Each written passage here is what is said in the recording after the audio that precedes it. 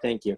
Okay, good evening, everyone. Welcome to our Tools for Living and Parenting series. I have the great schus to have with us Rav Sender Alexander Rappaport, who's the executive director of Masbia. I have a good friend. His name is Gershon Distenfeld. He lives in Bergenfield. You know who he is? He lives in Bergenfield, New Jersey. He's a good friend of mine. I went to his bris a few years ago, and he said that he was talking about his grandfather, for whom the child was named, and he said that his grandfather was a gadol, and he said you would look at him, he wouldn't have the appearance of a gadol.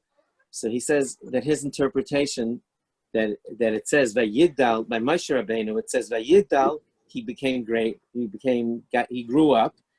And he went out he grew up with a silver spoon in his mouth. He grew up in the lap of luxury in the palace. But he was able to feel other people's pain. So he says that a gadol is somebody that's able to feel somebody else's pain. So he says that my grandson, our child is named for his grandfather, who was a gadol, in the sense, the way it talks about Moshe Rabbeinu, that his greatness was that even though he was comfortable, the first thing it says, he left and he saw Yarbis of Lysam. He felt empathy and compassion with other people. Rabbi Alexander, I hope I don't embarrass you, but in my book, you're a gadol. I admire your work. We had a few conversations over the past few years, and it's absolutely. I know you invited me a few times to come. Now I have an excuse because of Corona, but. With God's help, I hope to come by and see it in person. So why don't you tell us a little bit about Masbia, please? And I would be very curious to find out how you got involved in this whole space. So either way, the order is up to you. I'd like to know about you as it relates to this and the organization, and then we'll come to some practical questions for our listeners. Please. Thank you, Rav, for inviting me, and for inviting me to your, I believe it's your porch over there. Yes, I so long wanted to come see these trees over there. Absorbed so many Dvar Torahs. I've shared those trees over there on Facebook many times with your all the different things that you're saying, and I'm happy to be invited. This kind of we're there. I hope to when I come to you, we'll do a home and home series. Okay, I'll come to you. And by the sports teams, like it's called a home and home. The Mets go to the Yankees come to the Mets. So we'll do a home and home series in Mr. Hashem.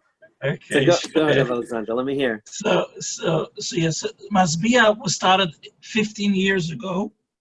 Masbia was started with, people might know Mordechai Mandelbaum. His wife is Yita Halberstam. You see her a lot in the Army magazine, and so he gave the initial seed money to start this. And people ask me, I was asked by a reporter 2 weeks ago. I said, I get no schar for doing this. I was born and raised all the time by my grandmother, by my parents. There was always guests.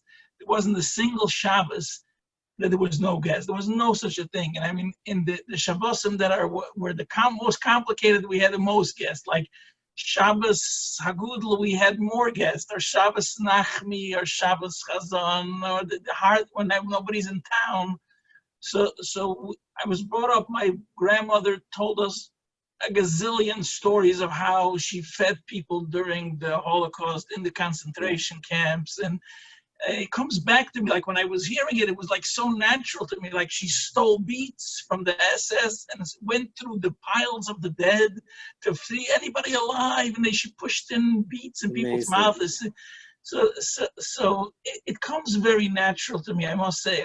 I feel like nothing special about it because it was like so normal, like so like plain about it. But the same is with Reb Motche. Reb Motche, who started this, is his wife told me once that he brings in homeless people to sleep at their couch and thing. He does a lot of that sort of thing. He once brought home a person that they were so scared of the person. He brought him home, but they were so scared of the person. They're so foreign to them, and he looked very scary, that they actually push their own amma in their bedroom towards their door when he was sleeping in the other room. But he still brought that person home and gave him a bed to sleep. So kind of, so we were chavrisa. We were learning together. We did a little bit of Matzia. We did a little bit of Masechtas Kunim, and somehow this conversation started that, yeah, it's very nice. You have people to your house. He does it, and other families do it. But now with the regular dinner table, like when does a family now, all of us come together and sit at a table every night and have a decent dinner? It's like chaplap. Half the family is at this time, the other at this time, the other. It's almost like a restaurant. It's no more like a family happening. And therefore, it's very hard to invite guests because you can't tell someone, oh, come to my home at 6:30, we'll have dinner. It's very hard. So we wanted to figure out a way to, how do you formalize that no one goes to sleep hungry in a neighborhood? And we had no clue. I'll put it to you this way. I actually called 311 if there's any permit that I need to buy, if I want to open a place to give people to eat, and they said no. But then, like months later, the health department shows up and they says, "Oh, you need." They said, "Look, we'll do what you tell me we got to do. We were not cooking ourselves. We were outsourcing." This was 15. You're telling me 15 years ago when you started. Yes, 15 years ago. And another thing, I actually bought they have these series for dummies. I bought not for profit for dummies. Like kind of like, what do we do? Like we have to open. We need a corporation. We need everything that you need to do. At that time, I had a business card. It was called Rebel Marketing. I was trying to sell billboards and stuff like that, do different types of marketing for people. And then the first year, I was still doing that, but then it became more and more schlepped into it. It was becoming more and more demanding. In the beginning, we really thought that we'll just have like everything outsourced. Like there's going to be a delivery that come once a week with the paper goods, once a week with the soda, and every day there'll be a delivery from a takeout of the amount of foods. It's going to be totally outsourced. We'll just need to raise the money, so to speak. That was the operating theory, and it was very interesting from the beginning. It's always the glass half full, the glass half empty, because we are always struggling. We're always behind, chasing like hand to mouth and very grassroots. On the other hand, we're around for 15 years, right? So there's a lot of good people out there that are helping us day by day, just helping us buying the food for tomorrow. So it's like a lot of things coming together. It's interesting, and it's funny because you really don't find that it's set up this way. The Gemara actually talks about that every city in the times of the Talmud, a long time ago, the cities actually had, and you were describing. It's so interesting when you described to me. I wanted you to share with the audience, but you described to me that you have like there are two basic things that you do. One is that you just serve supper for people, and then you also give a week. I believe is it a week? A week of supplies. You 1,500 people a day. Yes. Now during Corona, 1,500 families. 1,500 families come pick up a full week's of staples for the house. Paper goods and drinks. No, not food. paper. No, only food. Only food and only food. Like no nash. Only. Right, and staples. Like I said the first time, I guess staples. Yeah. And in addition, you serve, I believe, it was 3,000 meals a day. 3,000 meals. Yeah. So there are people who come, let's say, elderly or seniors, or just a mother that had enough of the Corona for 3 months and who needs a break, would come and pick up dinner. And so the dinner is ready to eat. The groceries are raw. Right, make for the house. But if I just want to finish the thought, the Gemara says that if somebody, it's clear from the way the Gemara explains it, and it was an obligation on the community to provide this, that if a person had enough money for a week, they weren't allowed to take from the tamchur, which was a pot, exactly what you're doing. So there was a soup kitchen. That if somebody, Nebuch, sadly, didn't have enough money for a day, he didn't have enough money. Those days, they used to only eat 2 meals a day. If the person didn't have 2 meals a day, he went to the Tamchud, which was the soup kitchen, basically, right, where they had fresh food. And if they had enough money for a week, for a day, but not for a week. They took from the other kitty, which was really the second part. When you told me that, that's what triggered in my mind. Wow. Is that where you got the idea from, or Yeah, just? no, it evolved. Like I could explain that, but I want to stop you on one thing. I refrain from using the word nebuch anymore because it became so normal to come with so many people. It's Nebuch means sadly. It's like yeah, the expression but just for our listeners that don't speak Yiddish. yes, Nebuch means like. Yeah, but people are scared to become a nebuch, and I try to tell people, no, this is normal now. This is when we gave out in Borough Park 2,500 dinners in a regular day, a day like today. That means that more than 2% of from people in Borough Park ate at Masbia today. We can't stigmatize that anymore. That's huge. That's mainstream almost. When I mean, Boynai Oilam, the biggest dinner probably don't have 2,000 people in Borough Park. You know what I mean? Like it's very mainstream, and people should feel that way. That just like it's mainstream to get a coffee in the shul or the Kavish table, they should feel easy about taking a meal. The people who are doing this, the people who are contributing to this, that's what they want. They want people to have that break, that little. If it's a mother that picks up her family dinner, or if she picks up the groceries, it's to get exactly that. It doesn't need to be like the Gemara says, like you don't have. Right. So that's a small thing, but if you so I want to explain how it evolved. When we started the first day. We ordered from a takeout, from Lucy's Takeout. We're still doing the tonight's dinners with him. We ordered 25 dinners, and 8 people showed up. So we said, okay, the naysayers have it. You know what I mean? It's not such an important thing. But very fast, we were doing 60, 70, 80. We hit 100. We started Rosh Chodesh Nisan. By the summer, 100 was the normal number, like was the going number for the dinner. But then slowly, when you run a charity or there's something that you feel like, okay, so we're serving dinner only. We're paying rent all week. We have the staff. So how do you maximize on this? So we ended up kind of like slowly adding groceries to people. Like, there's some leftovers. We packed them up on Thursday. There were some leftover meals. One day was a slow day. It was rainy. So and then that little bit of Thursday extras. Or we had some produce that grew into what's now dwarfing the meals, because we now do way more. Like if you count how many meals a person gets for their entire family for 7 days, versus a dinner, it kind of like before Corona, it was like tenfold or more the amount of volume that's now in the raw food versus the individual dinners. So that is how we got to this. That is how in the industry, so to speak, generally how this is called, the soup kitchen is usually used for the term for the ready-to-eat food. And then food pantry is for the raw stuff, for the groceries. So we do both. We do right, food pantry and a soup kitchen.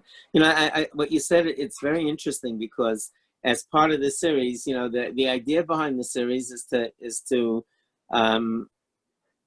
tools for living and parenting. I was just doing a class on teenagers last night, and someone said that they just felt like unprepared for having a teenager. And I said, there's lots of things in life that we're just not prepared for. They didn't teach us in school. I gave a nice example. I said, nothing in life prepares you for taking your 18-year-old daughter to the airport to send her off to Israel for a year, and standing there where the barrier is, and she walks off, and like what in life? I remember one of I'm gonna start right. One of our daughters turned around and asked me to bench her, to bless her for a second time. Like I was so good until then, I totally lost it. I said, what prepares you for this? What prepares you for that emotion that you have? Watching your child just walk away into Baruch Hashem. Thank God, and that's a good thing. It's a wonderful thing. So I said, there are things in life that you're not prepared for, and the idea of tools is, like we try to have like we speak on different subjects, but one of the people, Rabbi Dr. Jonathan Schwartz, he runs an anxiety clinic, and it's interesting what you said about the food. He said that many of his patients that are suffering from anxiety all year are feeling a little more comfortable reaching out for help now because everybody's anxious. He said, and people, that's what he said. He said people that parents have tried to get their anxious kids in to him for therapy, and the kids refuse to go. And now I'm nervous. Everybody's nervous. What do you want from me? So, but I think it's a very, very important message, Rabbi Alexander, that this notion that if people need help, they should reach out. That's what you're here for. That's what you're here to provide. That people should be comfortable. Obviously, it's not something that comes natural to us, to reach out for help, but we have to do it. We have families, we have ourselves, we have our own emotional health, and I would encourage people who are reaching out for the first time, and just say to yourself that you'll remember what it felt like when you get back on your feet. And that's what people come to me for a lot of different things. And one of them, a number of people came recently just schmoozing and talking about they lost their job and they're not in a good place, not financially, and they feel terrible. They're reaching out to help. So I said, I told them, I remember hearing that Rabbi Yael used to, the Bachram and Yeshiva used to, right? Did you learn in Satmar? No, but I heard of the concept. Yeah. I grew up in Bell Harbor. I used to daven in the Rebbe's minyan. There were 10 people there when I was 13 years old. And I'll be 61 next month. But I understood that he used to tell all the Bachram they had to collect some charity money on their own. And people said, like, what are you doing this for? And he said, they'll grow older, they'll become balabatim, they'll become business people. I want them to remember what it felt like. So I said, I tell people, this is an experience. We weren't looking for this, but you have to take care of your family. I assume that a lot of people that were doing really well are hurting badly now, I assume. Yes, I'll just give you one example. That one that kind of ended up touching me directly. There was one person who was one of our early admirers. Like, they came to Masbia. Every kid he married off, he came with the child and sponsored the night, and had them volunteer for an hour or two. And wow. That person's wife called me the week of Shvius that she's on the line, and she can't. She can't. She's too embarrassed. If I could, because she didn't want to stand online. I said, just go home. I just got. She's online. I understand. You mean online, waiting to be served for the pantry, for the groceries. For the pantry, and to me was like, what? So the good thing is the fact that she was able to take the courage and come is gewaltig. The fact that she even called me and says, I'm outside here online, is even more. The fact that she had a problem standing there. Okay, I said, I hopped right away. I said, go home. I'll have, and then I got one of the staff. We delivered her a beautiful package, and she texted me that she was so excited. But the fact is, I'm pretty sure this person has somewhere in Etzisrael a building with his name on it. I'm pretty sure. Yeah, I didn't verify. I'm pretty sure he was a real Abatisha person, and the fact that the person took the courage to take the help, that was to me the biggest takeaway of the story. Wow. Yes, everybody is struggling, and everybody is. It's not regular time now. It's not we're beyond the regular.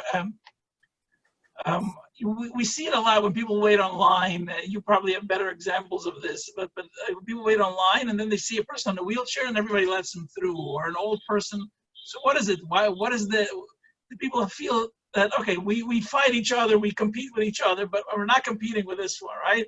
So during this outbreak, I think a lot of that competition between people, or we need to live up to this or live up to that, is quite relaxed. So people can feel better in coming. And I'll put it to you this: I was shocked myself. So I'll tell you a little bit how this happened in Rappaport with the meals. We would cook in Rappaport every day. We would come early and put up a lot of crock pots, slow cookers. Every day, different menus. We would put in a lot of food and give it out as we go. They're very simple, like I would call it a lightweight kitchen. There was no like big infrastructure. Our other facilities, the Flatbush and the Queens, has more of equipment and stuff. The Rappaport has a very light equipment. So as the corona started, even before New York City announced that you shouldn't have people inside, we already decided we're not going to have people inside. We're going to pack them up to go. And then we figured, we're working over the food and these crock pots and these, so to speak, primitive, not a real kitchen. And, with all the, we wanted to make sure we're doing it right. So we said, we'll order from a takeout that kind of does these meals professional, not takeout, these places that prepare for the airlines, like something that catering, is a catering company. A commissary. They know how to pack it right. They'll be the right temperature and be the right everything. It's just not worth the risk now. So that's what we did. So we went till Pesach. We had some Shabbat Shmaya. The OU connected us with the people who made for El Al all their Pesach stuff. So and now nobody was using it because they were closed. There was no. So we ended up. Smart idea. Yeah, we ended up sending those meals because they're choisim choisim, right? They're nicely packed. Right. So we were able to send those to people who were like these 90-year-olds in Manhattan who didn't have no one to kasher their kitchen for them. Right, they could eat these meals because we were able. It was wrapped up in a way that stay kosher in a non-kosher environment, or in a non-Pesach environment. Right, it was kosher Pesach. So that went till Pesach. After Pesach, I said, "What are we gonna do?" So we decided we have to continue. We have to continue with these meals. So for Queens and Flatbush, we decided, okay, we'll continue with the meals. For Rappaport, I said, there's a few takeouts on the block from Masbia. Why schlep a caterer from very far? Maybe the locals can provide. And they probably weren't that busy now. Exactly. They were very excited to get the parnas. So they're really excited. They were very thankful for the idea. And I told them, I don't know what it's going to be. We're going to give people like a voucher. They'll come to your place. You give them a meal. They have 2 vouchers. You give them 2 meals. We made a cap. We're not going to give people more than 7 vouchers. And we told them, so we put it out for people that they can come and get a voucher. They could choose. We had there's Lucy's takeout on the block. There's Meisner's. There's a Schnitzy's. There's a Satmar Butcher that has a takeout, all like on the block. And we gave out, and like from a regular, so to speak, 100 meals a day at the Rappaport facility, there were days that we hit 2,500. Amazing. Amazing. But the good thing about it was that the people actually came and took. And I remember right after Pesach, they were like the first week, this mother says to the guy giving out the voucher, said, "This is our first time fleischiks since Pesach." So he looks at her and says, "No, we got from the schools, the milchiks, the schools were giving out stuff as well. Right. But fleischiks we didn't have. This is going to be our first fleischiks." How long after Pesach was this? Like a week after Pesach or whatever. One of these days, like we started this right after Pesach, the vouchers. But they hadn't had meat in a week, basically. Yeah. Wow. And go ahead. No, you go ahead. Go ahead, please. So we continued this. What this also helped, because I think it's the voucher thing that elevated it a little bit. Right.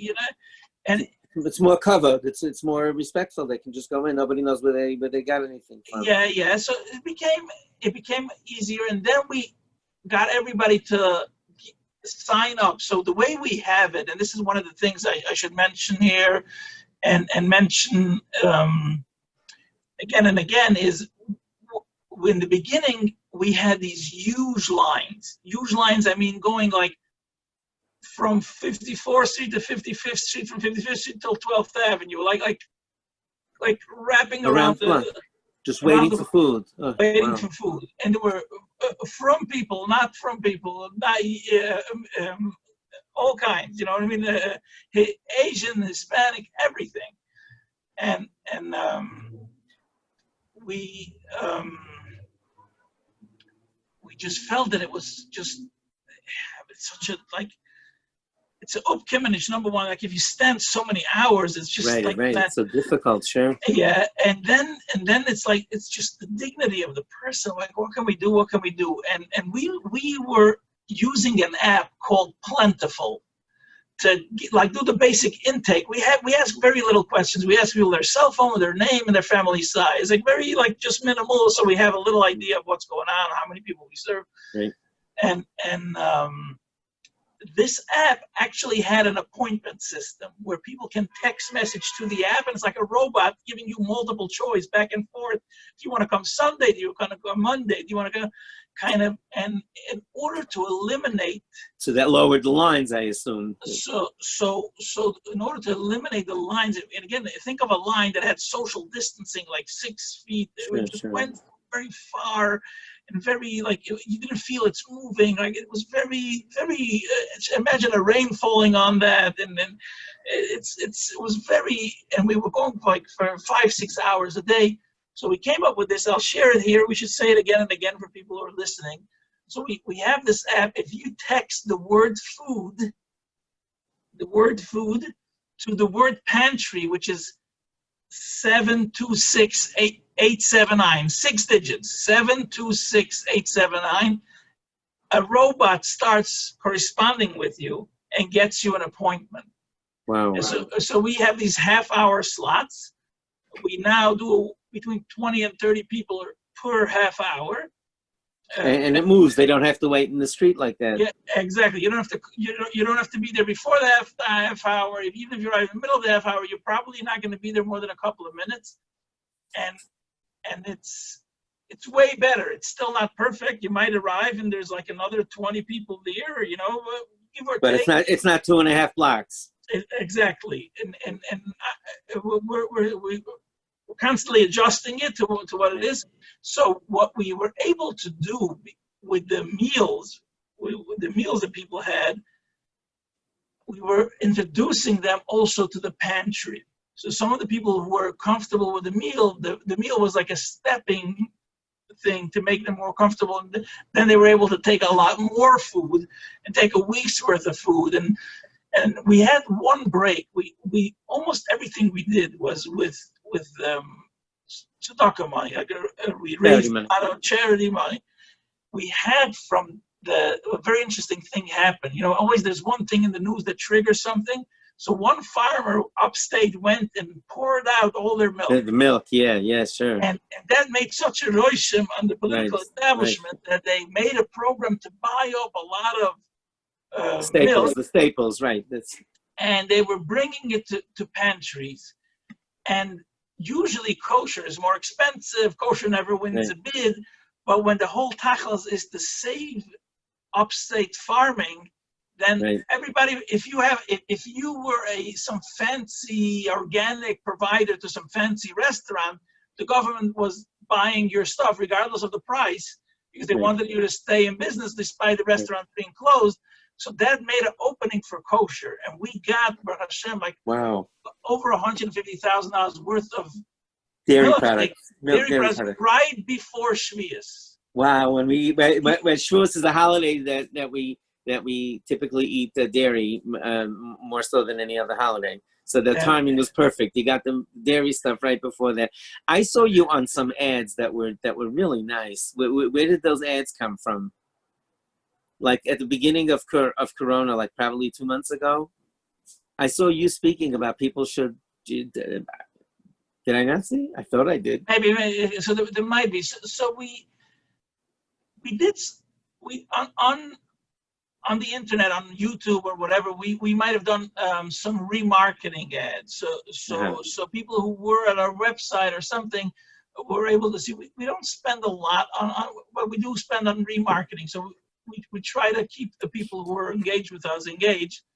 So we did a few things. A lot of what we had was organic. What scared me one day, in a good way, but it was really scary on the other hand. In the beginning of all this, I was listening to the Eretz Yisrael news. The Israeli news is like a little bit ahead of this story than America. They had it. They started with it a little earlier and everything. And they really locked it down. And they really locked it down. So they had.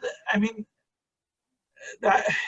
It's if you look at the numbers in Eretz Yisrael, it's like almost an open miracle. Like it's like, wow, how did this happen? Right. There was so little, right? That's so little. It reminds us with the Scud missiles of those times, right? Yeah, it was almost miraculous. You look at the numbers there. Israel has as many people as New York City, right? Basically, to the 8 million or so each of them, and they had like. Thank God, listen, thank God it's quieted down here. Can I ask you, Alexander, what are the resources if a family, let's say, is struggling and especially if they've never done this before, where would a person go to get help from other agencies in New York? Are there places? Again, if someone unfortunately has been doing this for a while, they're probably more fluent with this, the alphabet soup of agencies and the different names and all of this. What should a person do who's let's say a resident of New York or maybe even outside? How do they know? Who do they know to get in touch with? How does this work exactly? So the first thing is if a person is not working, not having an income, is to file for unemployment. Right. So unemployment you do on the Department of Labor's website, but it is very important, very helpful to take help from people who know how to do it, because when unprecedented things like something in this historic proportions happen, it's very hard for the infrastructure to hold up. So even there's just too many submissions, the system crashes and things get lost. There's just so much. So what do they do then? So it's always helpful to reach out to your local assemblyman, reach out to your local. There's a lot of JCCs throughout New York that would have a person that knows a little bit or would push you through the system, who knows to make a call to someone, who would make a call to someone who would actually is at the other end of the receiving end of your application and would find your application and make sure that it doesn't get messed up. There was a lot of that in the beginning. We almost thought of making one day only for people who their applications were not approved by unemployment. That's how. You mean a day for your services or to help them out with the unemployment? No, they were getting help by the local JCC and by Assemblyman Simcha Eichenstein, but to make them a day where they would come to Masbia, because they should feel a little. One of the things I learned, and we were doing that a lot before Corona, and we stopped, and we started it again this week, where when you invite people of the same Steiger, of the same socioeconomic status, so to speak, it is easier to come. So if you make an hour for single mothers, if you make an hour for teachers and rabbeim, if you make an for seniors or whatever, exactly, different demographic groups. Yeah, we have Holocaust survivors. I'm listening. Go ahead. I'm sorry, it's just buzzing here. Go ahead. Yeah, you have Holocaust survivors. Wow. So doing that, even bus drivers in Borough Park, there are about 300 from bus drivers, right? From all the Chadorim, right? Sure. So they have and they're out of work. Yeah, but even when they were at work, there would be a few that are large family. What does a bus driver earn, right? So they would come and have a little break from food from Masbia. So you're saying you made a specific time, so they had their peer group there. So exactly. They were more comfortable than. That's very interesting. That's very interesting. So we were almost. That's how many people were having problems getting their unemployment. That we were almost thinking of making a day for like an opening, like we were usually closed on Friday. We were going to open up on Friday for for this alone. So people should understand if they're struggling, if they're in this situation, that there are hundreds and hundreds, in the Borough Park zip codes alone, there are hundreds of people who really were struggling just getting their application through and authenticated. The check. The good things with that is that it goes retro. After if you get cleared, they'll catch up with you. Unemployment. Yeah, unlike let's say food stamps, which is also something people should feel very comfortable applying. I mean, people think of it that somehow became stigmatized to be on food stamps, and people should think. I used to make this joke. Well, there used to be a fingerprint thing that if you wanted, that you had to put in your application, you had to fingerprint your prints on the application. So by last recession, they made these bank bailouts. So I said they probably FedExed a fingerprint machine to the bankers for before they get their bailouts to put their fingerprints. No one had the fingerprint. And so people should feel that when they get a little bit of a help from the government, that the corporations get way Getting a lot more. Yeah, don't get scared if you're getting a little bit of help. That's not what's bankrupting America. That's not where the problem is. So I'm hearing you saying that an assembly person, like assembly person's office, that maybe people wouldn't think of doing, they have people there that typically are able to help walk you through and direct you towards something. And like you said, possibly make a call to somebody who can make a call and get some of the red tape out of the way. I find. I'm sorry. Go ahead. So, and the unemployment now, everybody who's in unemployment since the outbreak till the end of the month, we don't know what Congress is going to do beyond. Right. Got an extra $600. So yes, to their paycheck. Right. So there was this one-time thing that everybody got in their bank account or in the mail that they made like a stimulus thing. But then for those who are not employed, they were able to employ. And then there was also this, even the PPP, whatever they call it. The loan, the payroll loan, even the loan for people who are self-employed, right. We're almost able, when you're self-employed, you're basically having your own business, right. Paying yourself, although that never happens, but in theory, that's what happened. So you were able to almost like fund yourself and pay yourself, right? Which means that you don't have to return the loan if you paid your employees. Right. That was the right. deal, the right? Employee. Right. So right. if you made yourself a check from your own bank account and put it back in, that was kosher enough for you to get the entire. Right, and the truth is that's legitimate. That was the idea. The idea is to help people tide over.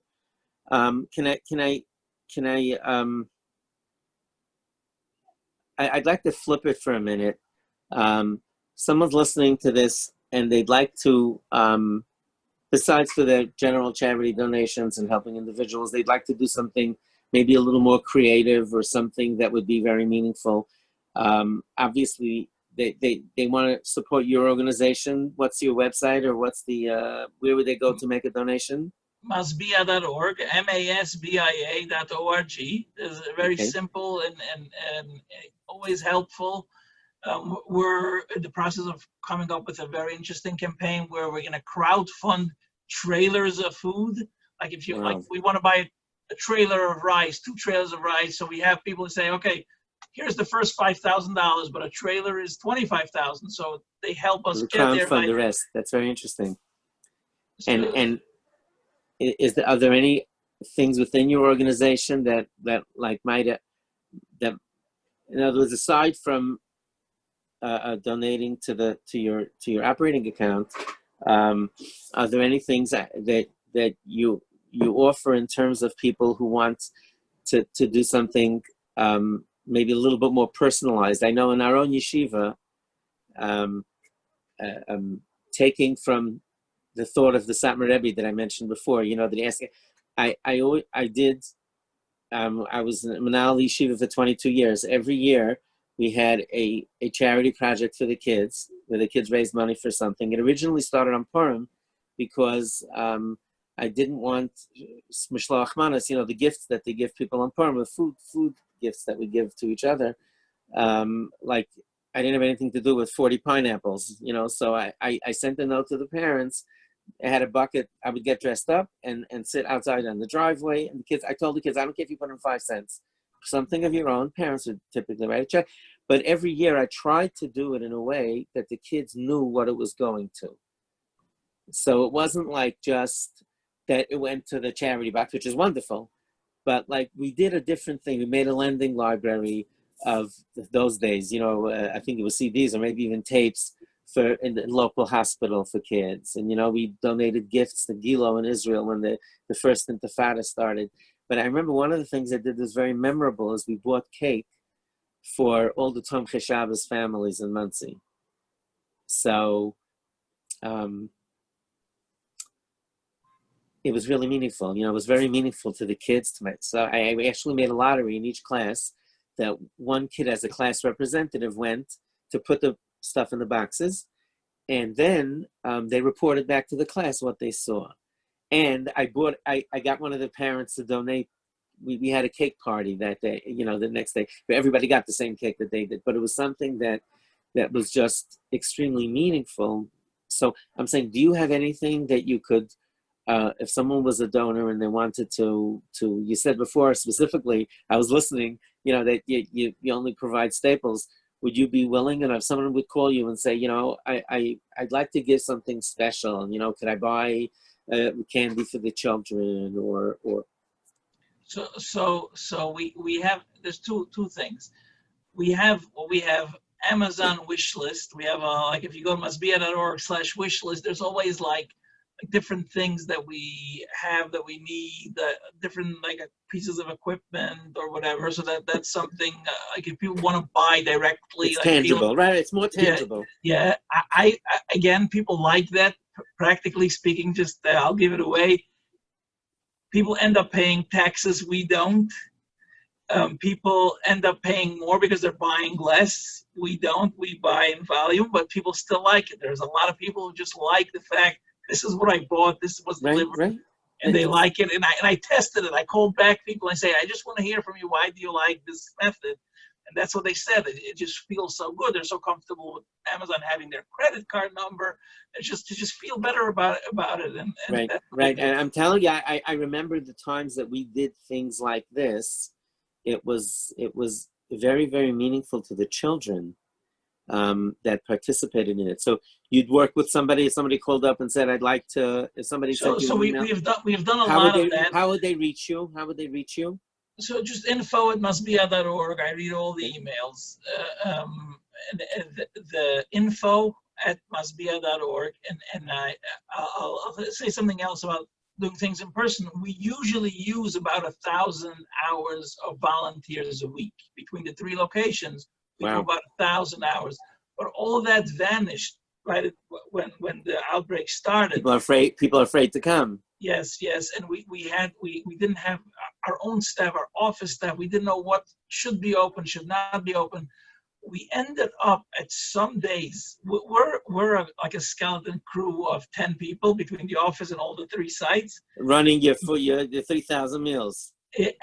But now during Corona, we ended up being some days 30 people. Because we hired some people, and we hired through a temp staffing agency. Every day we need. Also, what happened is that imagine you get a trailer load of potatoes, but they're in big sacks. You need to break them down. Right. So now a little bit like at the beginning was very hard to get suppliers. Even the rice and the beans that you see in the store, you'll see that there's still items in the store such as rice, yeast, that they're still very behind. They'll still ration. Their distributor is not bringing them what they order, only a little bit for the week. There are still items, you'll notice it in the store. You'll see there's not a lot of supply. But think of us, if we need a trailer of rice, they just bring us pallets with sacks. And how do we have to like scoop them? Scoop them out, of course, yeah. I know a rice packer here, he can't even sell me rice. The good you did of the moisture, whatever. He's so behind in his commitments, just because of, if the plant needs to have social distancing and cannot run so many They runs. can't produce that much, right? It- They can't it- produce that much. and right after Pesach, he was closed for 8 days. He's still not. He didn't catch up yet. So there's a lot of that in the hardship of getting the food out. So volunteering is still not back by us. Right. We tried this week to start again a little bit scheduling, but Getting them back on. Yeah. So I just want to encourage your listeners to to think about doing this yourself with your children. And one of the things when people tell me, people come very often that they're having difficulties with their children. Sometimes it comes religiously. My child doesn't want to pray, daven. They say it's not meaningful to them. They don't understand the Hebrew, whatever it is. So I share with them a story. I tell them that they should take their kids to volunteer at a local place like yours. I hope I'm going to try to get through without being emotional. It was really an incredible experience. I used to take our two boys who are now in the late 30s. I used to take them before Pesach, before Passover. I would take them to the local Tomchei Shabbos, which is, delivers packages to needy families. And like you said with the rice, they get deliveries of large things, and people would go around and they have boxes, nobody's name on it, it's with a code, but it says how many children there are, whatever. So it was such an interesting experience, and I was foolish and busy at the time. We had 4 little kids at home, and I didn't even understand what my son was saying. I think it took me a long time it just triggered one.